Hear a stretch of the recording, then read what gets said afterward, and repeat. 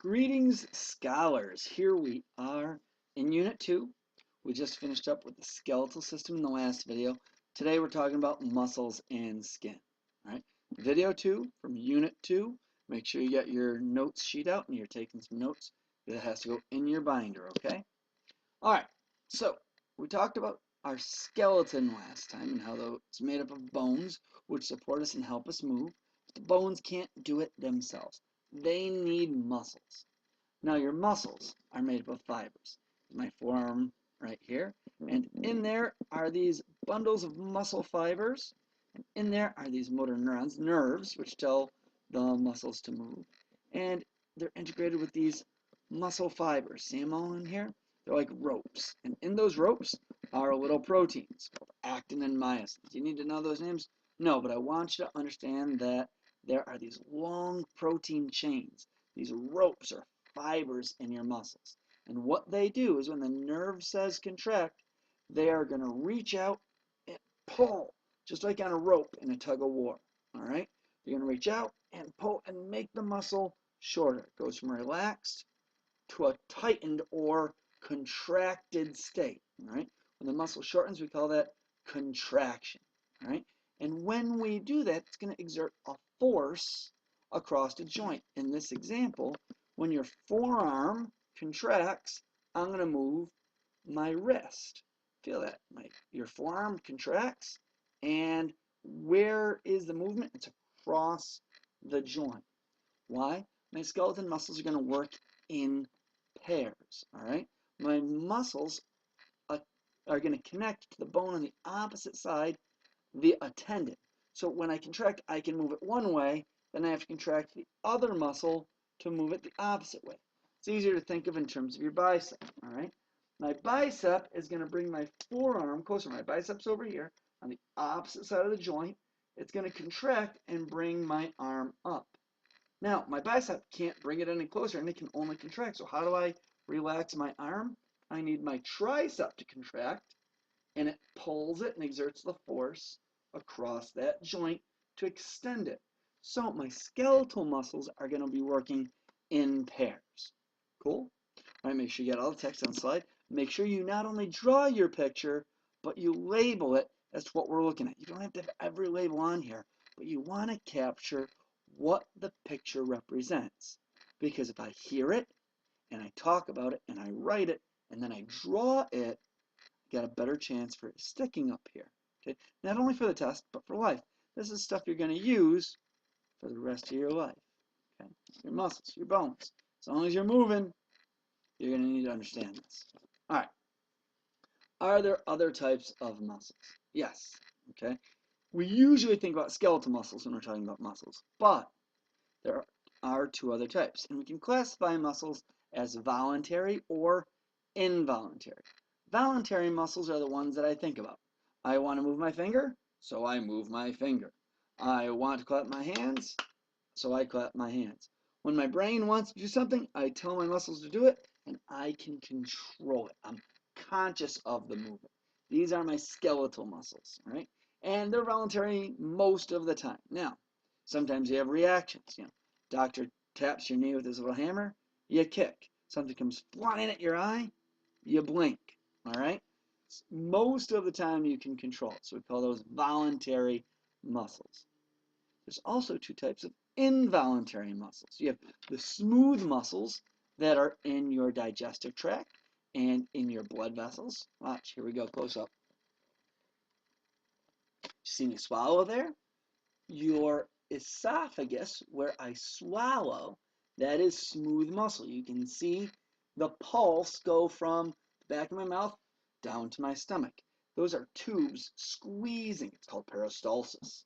The rhythmic contraction of tubes, which can move food from your mouth out the other side, all the way through your body, through your digestive tract, which we'll talk about in a later unit. All right. Also, you see that smooth muscle in your blood vessels. Right? My arteries, my veins, my capillaries, they can contract and squeeze or relax, and that's going to control my blood pressure. All right. Now, there's a second type of involuntary muscle, which is my cardiac muscle, or the muscle inside my heart. Okay.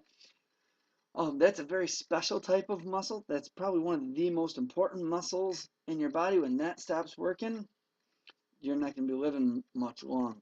All right. So cardiac muscle and smooth muscles are types of involuntary muscles which squeeze and contract. But they do it subconsciously, without your conscious thought. You don't have to think.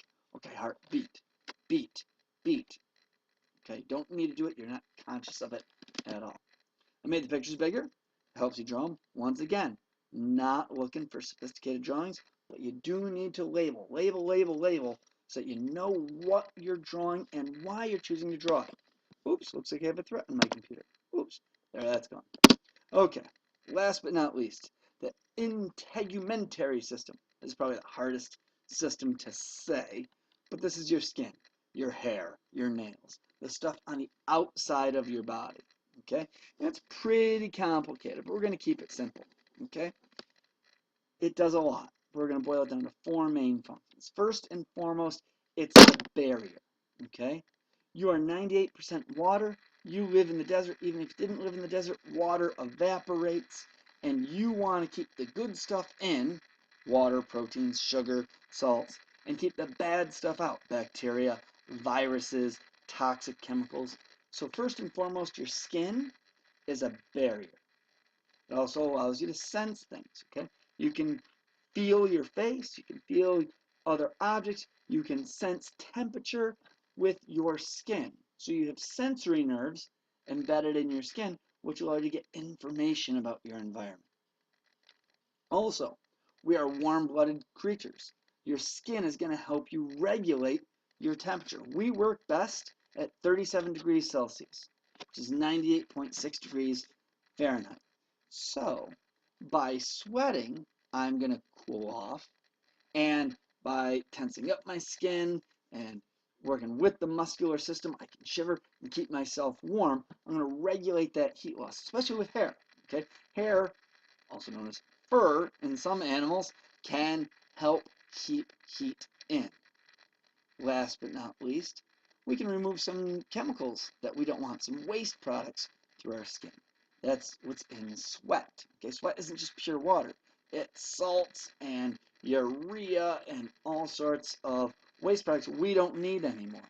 So we excrete them or release them through our skin. So our skin, our integumentary system, has four main functions. All right? And when you look at skin, there's a lot going on. But what I want you to realize is that there's two layers. The top layer here, okay, is the epidermis. It's the outside layer, and this is dead. Okay, you have dead cells on the outside of your body. Why? Because they act as a good barrier. Okay, we want to barricade foreign troops from invading, bacteria and viruses. So we're gonna put dead stuff, crudola, on the road so they can't get in. All right, and the good skin, the dermis, lays underneath. This is where your nerves are, and your blood vessels are, and your oil glands, and your hair follicles, all that sort of stuff. And you grow a new set of skin roughly every 2 weeks. So that's when you cut yourself. It takes roughly 2 weeks to heal because I've got to go from underneath that dermis, so it's actually alive and growing. And as it grows and gets older, it dies and new skin grows from underneath. Okay? All right, I didn't blow this picture up. It got too hard with the way it did it. But you don't have to have anything that fancy. I want you to know the four functions and that the skin comes in 2 layers. All right, quick review. I forgot my third question. I'm not going to redo the video, though. Oh, well. How do muscles move your skeleton? Are there other types of muscles? And the third question is, what is the integumentary